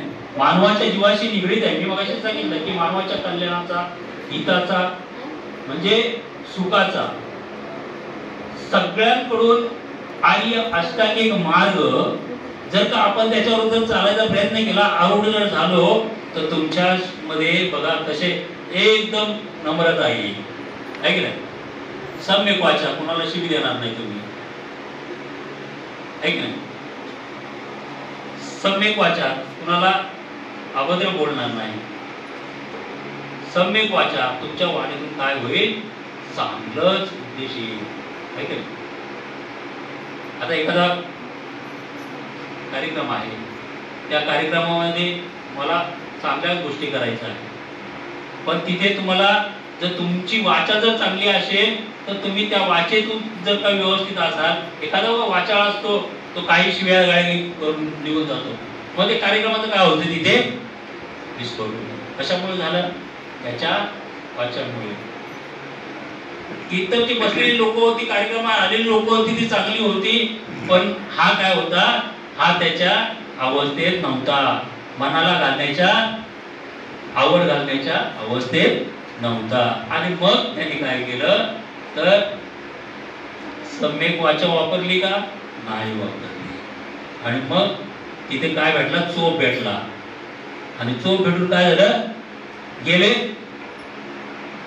जेलमध्ये, आहे की नाही. पोलीस स्टेशनला नेले, पोलिसांनी 2-4 ताबा लावले, मग आण झाले. किती हे आहे बघा. म्हणजे एक गोष्ट लपवण्यासाठी तुम्हाला 1000 गोष्टीचा तिथे प्रयास करावा लागतो. मग घरच्या लोकांना, बायकोला त्रास, बायकोचा भाव असेल, स्वतःचा भाव असेल त्याला त्रास. या सगळ्या त्रास कशामुळे झाला तर वाणी. भगवंताची वाणी कशी होती. भगवंतांनी मोठमोठ्या राजांना त्यांनी जिंकलं गेलं, आहे की नाही. राजा अशोकाला काय केलं, राजा अशोकाने कलिंगचं युद्ध केलं,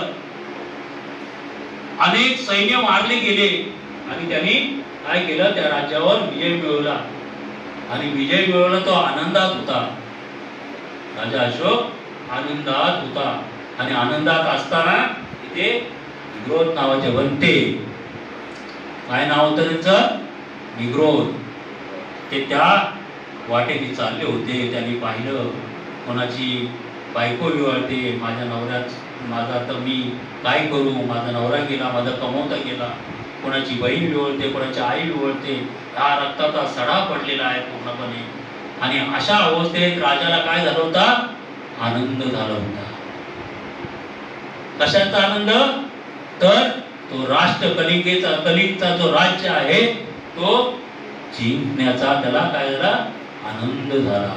आणि आनंद झाला असताना निग्रोध बनते तिथे जातात आणि त्यांना म्हणतात या बनते मी आज खूप आनंद आहे, तुम्हाला आनंदी आहे, तुम्हाला जे पाहिजे ते मागा. पण ते काय सांगतात की हे राजा, तू फक्त माझ्या बरोबर चल आणि नंतर तू जे मला देशील ते मी घेईन.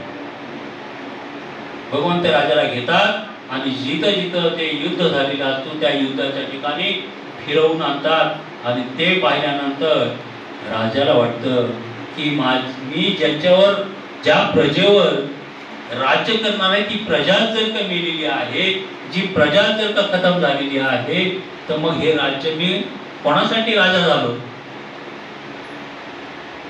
कोणाच्यामुळे? तर त्यांनी काय सांगितलं भक्तीने?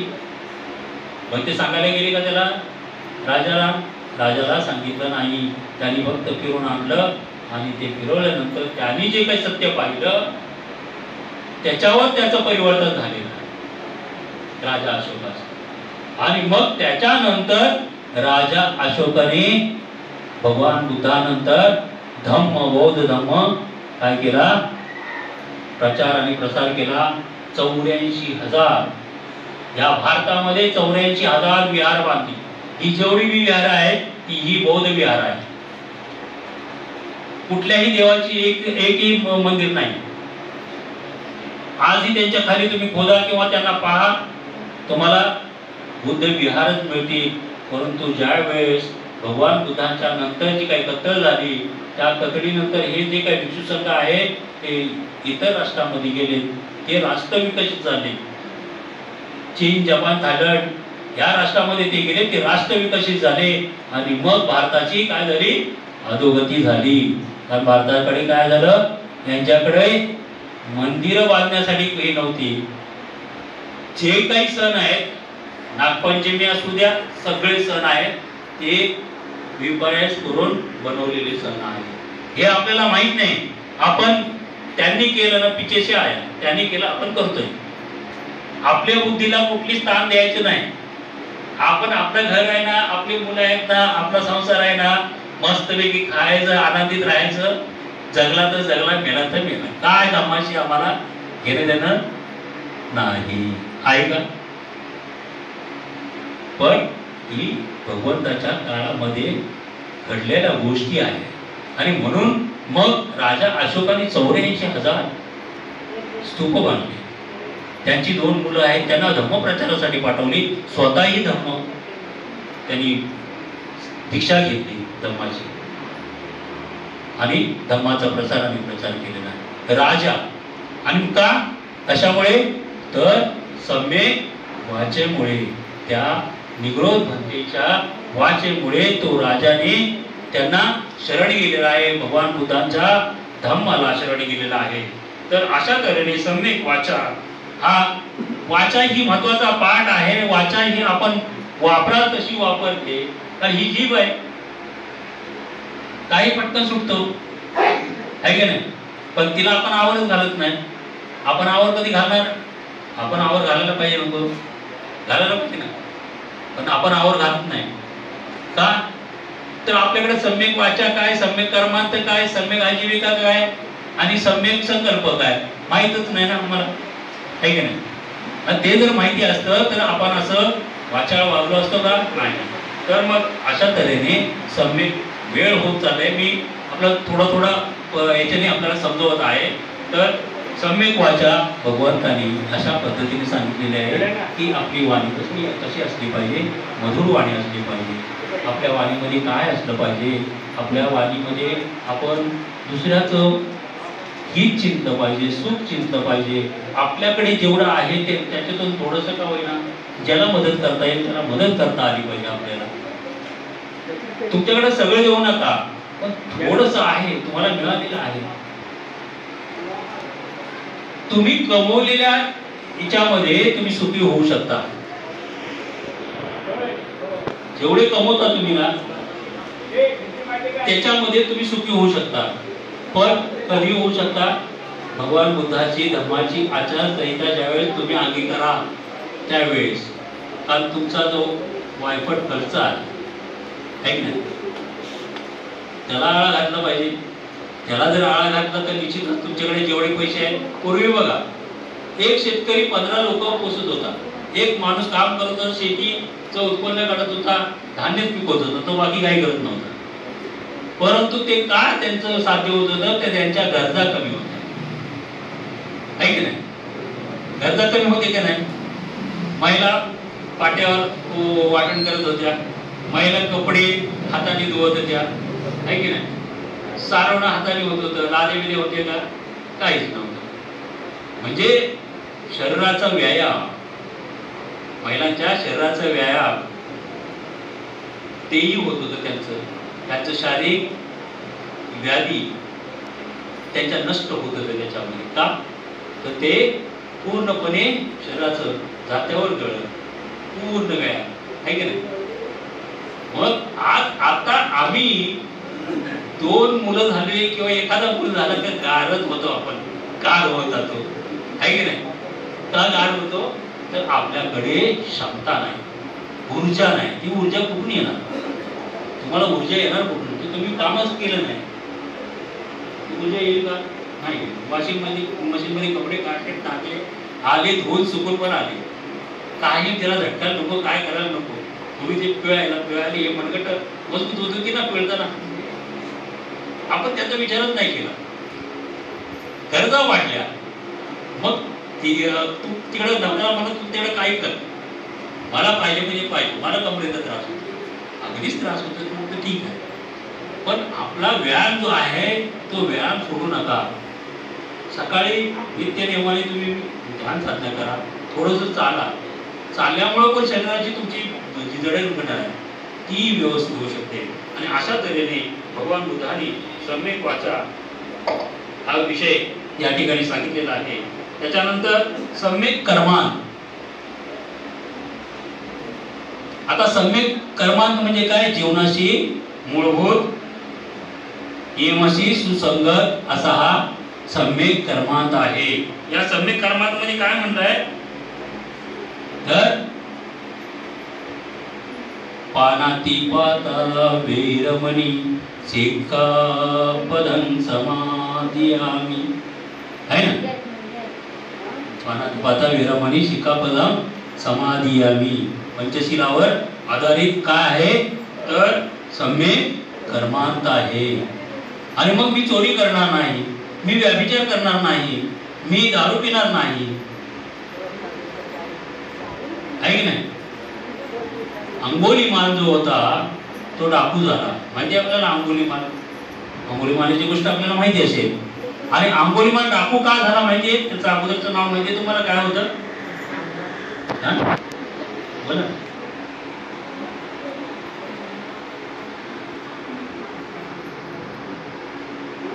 माहिती? तर अंगुलीमाल हा डाकू नव्हता, त्याचं नाव ही अंगुलीमाल नव्हतं. त्याच्या आई वडिलांनी त्याला चांगलं शिक्षण मिळावं म्हणून एका गुरुजीकडे त्याला शिकायला टाकलं होतं. आणि ती शिकायला टाकले असताना त्याची जी पत्नी होती, गुरुजीची, सरांची जी पत्नी होती, तो तिचा विद्यार्थी, आवडता विद्यार्थी होता. म्हणून तो चांगला होता, सहकार्य करणारा होता, ऐकणारा होता, आज्ञाधारक होता. आणि म्हणून ती पत्नी त्या मुलाचं सगळं जेवण खावण सगळं तो तिथंच राहिला होता. आणि जेवण खावण सगळं बघत असेल. आणि तो बघत असताना मुलं जी आहेत, त्याच्याबरोबरची जी काही मुलं आहेत, तर ती त्या शिक्षकाला त्याचं वेगळंच कान भरले. म्हणजे सम्यक वाचा मागे सांगितले ना, तर त्याचे वेगळंच हे केलं की बाबा, म्हणजे अशी चर्चा रंगवली. आणि त्या सरांच्या बायकोचं काय एवढं त्याला जवळ करते, त्या दोघांचं काहीतरी हाय वाटतं. आता ह्या शिक्षकाने ऐकलं, अरे मी ज्याला आणलं, मी ज्याला तर शिकवते, हात माझ्यावर उलट फिरला काय? म्हणजे पडताना नाही. आता ती पोरं बोलली, कानावर पडलं. खरं काय खोटं काय त्याचं चिंतन केलंच नाही. आणि चिंतन केलं नाही म्हणून काय झालं? त्याचं सराचं दिमाग आउट झाला. त्यांनी शिक्षण पूर्ण केलं. शिक्षण पूर्ण करत असताना त्याला एवढा त्रास दिला. त्याला त्रास देत असताना त्याला ही सांगितलं गेलं की तुला आता याच्या पुढे मी शिकवणार नाही. मग त्याने सांगितलं सर का तुम्ही काय शिकवत नाही? तर नाही तुला शिकायची आवश्यकता वाटत नाही मला. तर नाही मला शिकायचं आहे, माझं जे हे पण आहे हे पूर्ण करायचं आहे मला आणि तुम्हीच करू शकता. अशा तऱ्हेने मग त्याने हे करत करत त्याला कसं तरी शिकवलं आणि शिकवलं असताना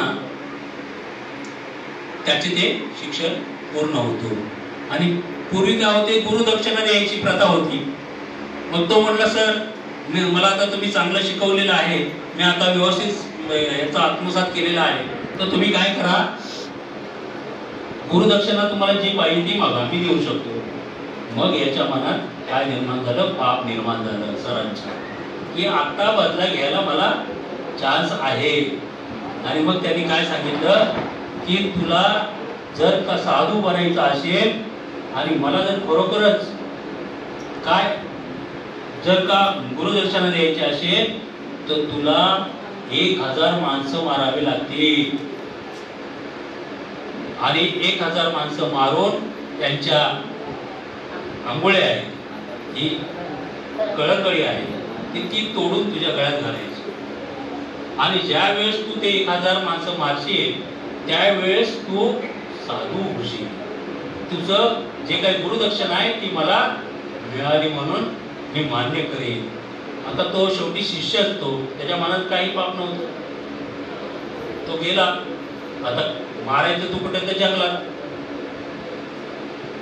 मग त्याचं नाव काय होतं, अहिंसक. काय नाव होतं त्याचं, अहिंसक होतं. आता अहिंसक आता हिंसा करायला लावली आणि अहिंसकाची डाकू झाला तो, आहे की नाही. माणसाला मारणं म्हणजे हिंसाच करावं लागली आणि अहिंसकाचं हिंसक बनला तो. आणि हिंसक बनून त्यावेळेस त्यांनी त्या मनामध्ये जाऊन, मी आता तुम्हाला हे बरोबर सांगतोय कारण का ते विषय आपल्याला हे होईल. तर त्या वनामध्ये जाऊन त्यांनी 999 अंगठ्याची माळ बनवली आणि एक अंगठी पाहिजे असते तर तेवढ्यात भगवान बुद्ध त्या ठिकाणी प्रवचनाला गेलेले असतात आणि भगवान बुद्धांना समजतं की हे इथे अशा प्रकारचा एक डाकू आहे आणि तो डाकू या इथल्या प्रजेला त्रास देत आहे, तो मारत आहे.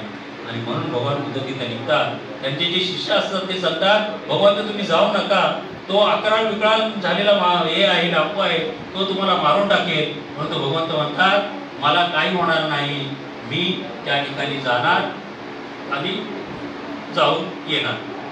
मग भगवंत त्या ठिकाणी जातात बुद्धं शरणं गच्छामि धम्मं शरणं गच्छामि संघं शरणं गच्छामि. असं आवाज त्या जंगलामध्ये घुमू लागला. मग याला आनंद झाला.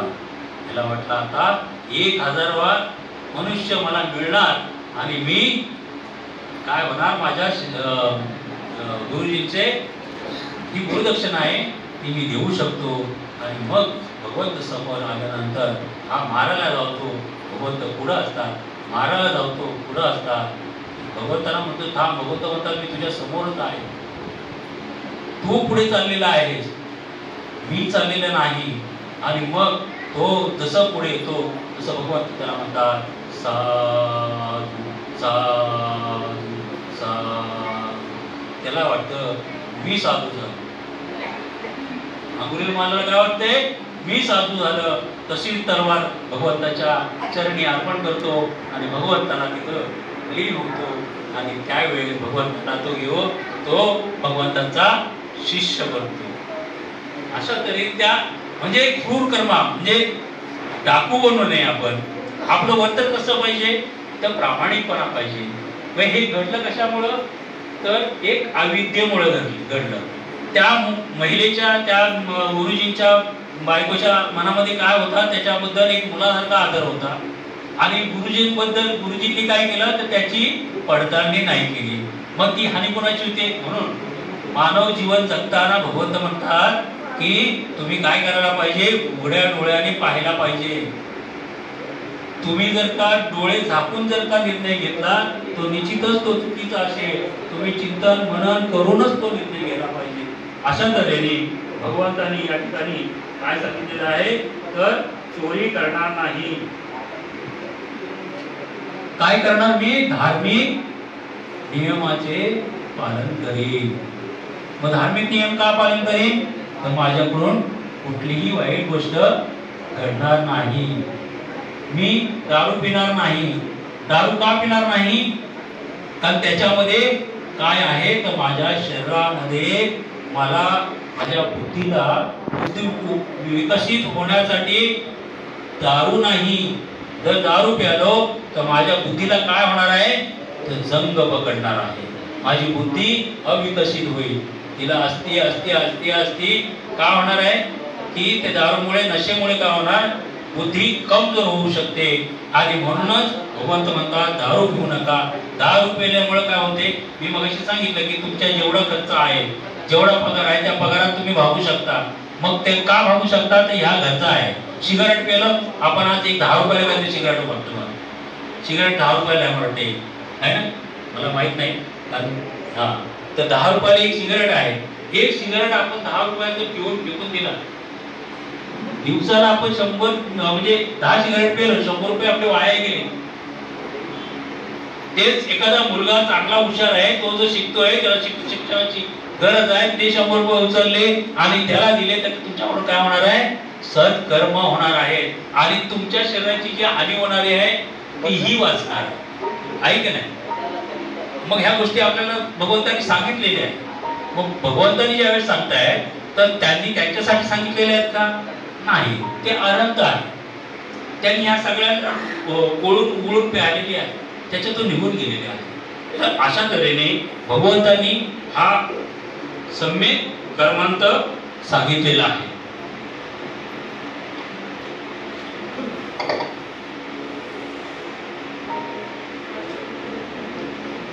आता सम्यक आजीविका. सम्यक आजीविका काय सांगते तर धार्मिक श्रद्धेने राहावं. आता श्रद्धेने म्हणजे काय अंधश्रद्धेने नाही.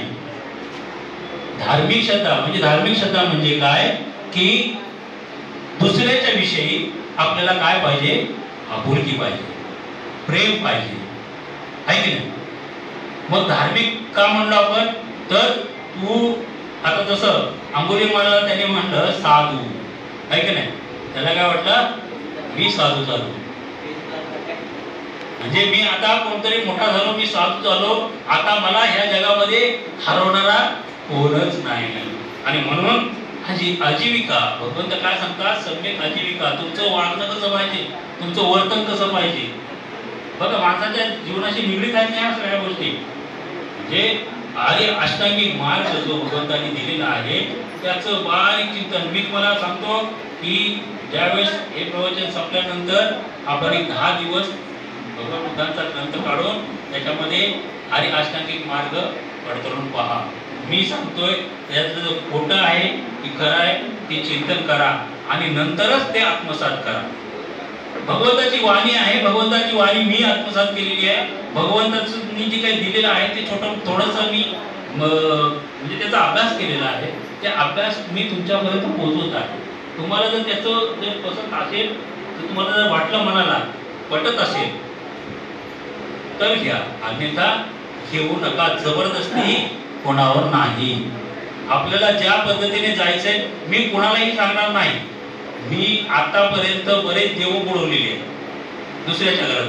माझ्या मी ज्यावेळेस सामने झालो त्यावेळेस बुडवले. कारण दुसऱ्याला काय होते देव बुवायचं म्हटलं तर काय होते भीती निर्माण होते. अरे बाबा आता हे बुडवले तर माझ्यावर का अनिष्ट येईल का काही होत नाही. कारण जे दगड आहे ते आहे त्याच्यामध्ये काही सत्य नाही. मानवाचं पूर्णपणे नाश त्याच्यात बनवलेला आहे. विशेष करून महिलांचा. आणि महिला जास्ती त्या ठिकाणी जातात. महिला जास्ती आत्मसात करतात. कारण का माहिती का महिलांना मनुस्मृतीमध्ये तर मनुस्मृती हा ग्रंथ वाचा तुम्ही आवर्जून वाचा. तुम्ही शिकलेले आहात मनुस्मृती हा ग्रंथ वाचा तुम्ही, आणि वाचल्यानंतर मग मला सांगा की तुम्ही सोरे गुरुजी बोललात हे खोटं बोललात. महिलांचे काय अवस्था त्या मनुस्मृतीमध्ये, आणि म्हणून बाबासाहेबांनी मनुस्मृती जाळली. बाबासाहेब एवढे होते का? आणि जाळली तर जाळली बाबासाहेबांनी स्वतः न जाळता त्यांच्याच माणसाकडे ती जाळून घेतली. किती बाबासाहेब बुद्धिवान होते. वाईट कर्म करायचे ते मी पण नाही करणार, तुम्हीच तयार केली, तुम्हीच ते करा, आहे की नाही? म्हणजे अशा तऱ्हेने बाबासाहेबांची जी बुद्धिमत्ता होती, त्याच्यानंतर भगवंताची बुद्धिमत्ता होती. मग सम्यक आजीविका, तर ती सम्यक आजीविका आपल्यामध्ये यायला पाहिजे. दुराचारापासून काय राहायला पाहिजे? लांब राहायला पाहिजे. वाईट माणूस आहे, त्याची वृत्ती वाईट आहे, तर त्याच्यापासून काय राहायला पाहिजे? लांब राहायला पाहिजे. आणि त्यालाही आपल्या जवळही येता कामा नये. फक्त तो जर का त्याचं कल्याण ही जर साध्य करत असेल तर चांगल्या गोष्टी त्याला तुम्ही सांगू शकता आणि त्याला चांगलं बोलू शकता. भगवंताने अनेक गोष्टी सांगितलेल्या आहेत, पण हा एका प्रवचनाची गोष्ट नाही, एका प्रवचनाची गोष्ट नाहीये. हे भगवान बुद्धांचा धम्म अथांग सागर. आता सम्यक व्यायाम म्हणजे काय? तर चांगल्या मार्गावर जाण्यासाठी प्रयत्न करणे. भगवंतांनी काय सांगितलेलं आहे? सम्यक व्यायाम. व्यायाम म्हणजे मल हे करणं नाही, कुस्ती खेळणं नाही, किंवा बेल्ट मारणं नाही. जसे आता आपण जातो व्यायाम शाळेमध्ये, तो व्यायाम नाही.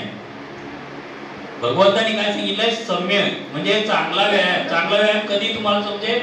की ज्यावेळेस बुद्धी विकसित असेल, जागरूकता तुमच्यामध्ये असेल. आपण जागरूक नसेल तर काय होतो बघा, जे काही एखादा फिरतीवर येणारा माणूस असतो तो तुम्हाला गुंगरा बनवतो. का बनवतो? तो येऊन तुम्हाला म्हणतो, ताई जरा मला पाणी द्यावं. पाणी दिल्यानंतर म्हणतो, अहो ताई तुमच्या चेहऱ्यावर जरा नाराजी वाटते, तुमच्या घरामध्ये हे आहे, तुमच्या घरामध्ये ते आहे, तुमच्या घरामध्ये हे आहे. मग तुम्ही तुमचं सुखी जर व्हायचं असेल तर तुम्हाला हे करायचं आहे. मग तुम्ही काय करता? तर तुम्ही त्याचं ऐकता, तुमची बुद्धी जागृत होतच नाही तिथं. त्याचीच बुद्धी विकसित झालेली असतो, तर त्याच्या बुद्धीने तुम्हाला काय करतो? गुमराह करतो. आणि गुमराह करून काय करतो? तुमच्याकडून ते करण्यासाठी तुम्हाला चांगलं दिवस यावे, चांगलं तुमच्याकडून हित करण्यासाठी पैसे उकळतो. आणि तो पैसे घेऊन गावाच्या बाहेर जेव्हा जातो तेव्हा तुमच्या लक्षात येते, अरे माझ्याकडे 3000 रुपये घेऊन गेला हा माणूस, मला फसवले. का फसवलं? तर आपली बुद्धी विकसित नव्हती, आपण जागृत नव्हतो. प्रज्ञा म्हणजे काय? बुद्ध म्हणजे काय? बुद्धिमत्ता प्राणी जो बुद्धाला अनुसरून, बुद्धाचं जे काही अनुकरण करतो, स्वतःची बुद्धी विकसित करतो, तो खरा बुद्ध. आणि म्हणूनच सम्यक व्यायाम भगवंतांनी काय सांगितलेलं आहे? की तुमची सतत काय पाहिजे? तुम्ही जागरूक पाहिजे. समजा तुम्ही एका प्रवासामध्ये जात आहात आणि एखादा माणूस तुमची छेड करण्याचा प्रयत्न करतोय, आहे की नाही? पण तुम्ही जर का जागरूक नसाल तर काय होईल? तुमचं विनयभंग होऊ शकतो. पण जागरूक असाल तर मग तुम्ही तिथले तिथे कोणातरी कॉन्टॅक्ट कराल, आहे की नाही? तुमचं तुम्ही रक्षण करू शकता. आहे की नाही? भगवान बुद्धांनी सांगितलेलं आहे की नाही? आणि अष्टांगिक मार्ग भगवंतांनी सांगितलेला आहे की नाही? आणि मग म्हणूनच भगवंत काय म्हणतात की सम्यक व्यायाम. तुम्ही कसं राहिलं पाहिजे? की सतत राहिलं पाहिजे. कुठल्याही गोष्टीत असू द्या, तुमच्या मुलांच्या बाबतीत असू द्या, मिस्टरांच्या बाबतीत असू द्या, तुमच्या स्वतःच्या बाबतीत असू द्या, तुम्ही सतत जागरूक असलं पाहिजे. आणि अशा तऱ्हेने सम्यक व्यायाम पापाला दुर्गुण आपल्यात आहे ते घालवायला पाहिजे, आहे की नाही? आपल्यामध्ये जे काही दुर्गुण आहेत ते जायला पाहिजे का नको? का तसेच राहायला पाहिजे? मग कधी जातील? की आपण भगवंताचा धम्म आत्मसात करणार आहोत. आणि ते आत्मसात करताना आपल्याला काय करायला लागेल? तर भगवान बुद्धांचा धम्म वाचन करावं लागेल. धम्मग्रंथ आहे आपल्याकडे. जर नसेल मी स्वतः आणून आपल्याला या विहारामध्ये देईल. वर्षावास संपला तरी वर्षावासानंतर ही संध्याकाळी जर आपण एक स्वतःच्या याच्यातून अर्धा तास काढलात आणि इथे येऊन जर का धम्मग्रंथ वाचलात तर निश्चितच आपल्यामध्ये प्रगती होईल. आपल्याकडे मला वाटतं धर्मेंद्र गायकवाडच आहे, चांगले बोलके हे आहेत आणि त्यांच्याकडून तुम्ही घेऊ शकता, त्यांच्याकडून त्याचे विश्लेषण करून घेऊ शकता.